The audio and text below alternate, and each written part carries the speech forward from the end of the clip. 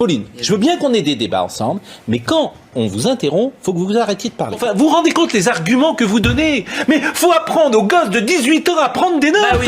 Mais enfin, vous êtes des enfants. Je vous interromps. Arrêtez de mettre les insultes racistes à tout bout de champ sur le débat. Ça suffit. Alors, c'est intolérable. Okay. Bon, non, c'est intolérable.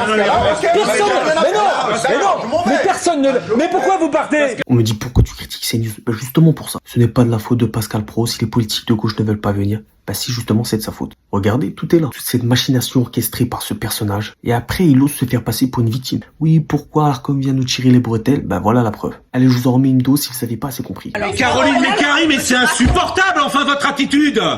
Mais enfin ça va pas. Mais c'est juste insupportable. Arrêtez. Camomille. Mais enfin non mais moi je peux plus animer une émission de télévision. Annuler le café. Ça va. C'est insupportable votre attitude sur les plateaux de télévision. Une camomille.